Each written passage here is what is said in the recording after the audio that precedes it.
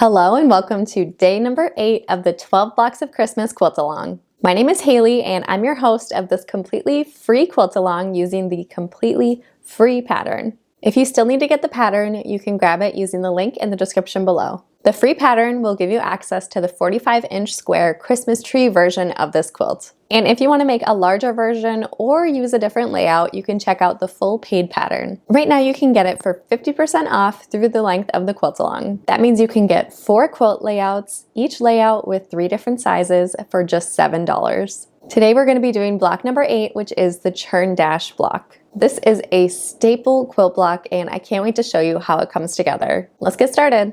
These are all the pieces I've cut according to my pattern. I'm using this ornament fabric for the background and then this light green fabric for my fabric 1. The first step we're going to do is make our half square triangles. So we're going to pair up the 3-inch squares. And first we want to make a diagonal line on the wrong side of our background fabric. So I'm going to be using a disappearing ink marker and a ruler to draw a diagonal line corner to corner on the back of each of these squares.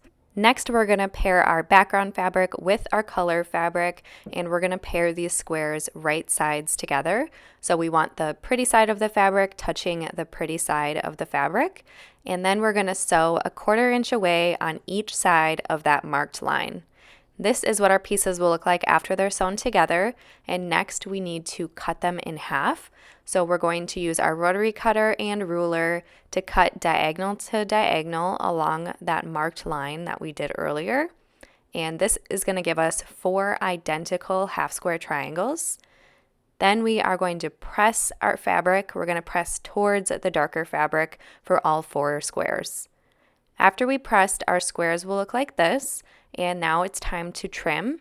So we're going to trim each of these to 2.5 inches square. The most important thing you want to look at when you're trimming your half square triangles is that the diagonal of the half square triangle is lined up with the diagonal mark on your ruler.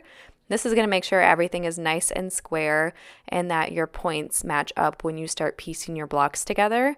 So I'm just trimming 2.5 inches, a little bit off of each of the 4 sides of my half square triangle. And I'm going to repeat that process for all 4 half square triangles. And we have one more set of blocks to piece before we can piece our full block.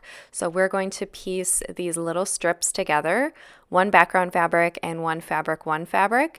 And we'll just sew them each together like this, side to side. And you'll end up with 4 identical pieced blocks.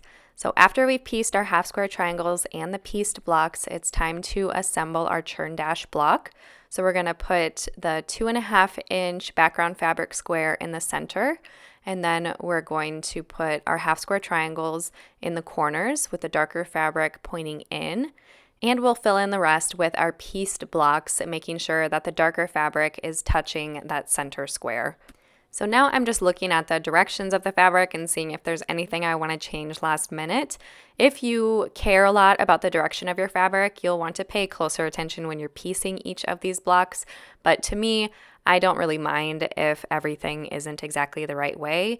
The one that I am going to change is this center block here, because that does seem like it should be right side up. But other than that, I'm kind of okay with some of the trees being upside down. That doesn't bother me too much. So this is what our Churn Dash block should look like.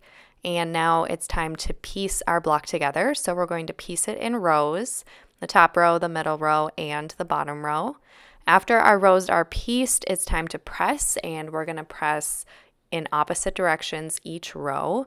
This will help our seams nest and make sure everything lines up nicely. And then we're going to sew all of the rows together. And this is what our final Churn Dash block will look like. The last thing we want to do is trim. So we're going to trim all of our blocks to 6.5 inches for this 45-inch square version of this quilt. And as you can see, this is pretty darn close to 6.5 inches already. So I'm just trimming the little slivers off and just cleaning it up a little tiny bit, but there's really not much I need to trim off of here. And if you have an accurate 1/4 inch seam allowance, then you really shouldn't have to trim too much off of these blocks. And that is it for block number 8 of our 12 Blocks of Christmas Quilt Along. If you don't love working with these tiny pieces, you can upgrade your pattern to the full paid pattern. The full paid pattern has 3 additional layouts and 3 sizes for each layout, including this Christmas tree layout. So if you want to learn more about what's all included, you can click the link in the description below, and you can get it right now for 50% off, so just $7 through the length of the Quilt Along. I'll see you tomorrow for block number 9.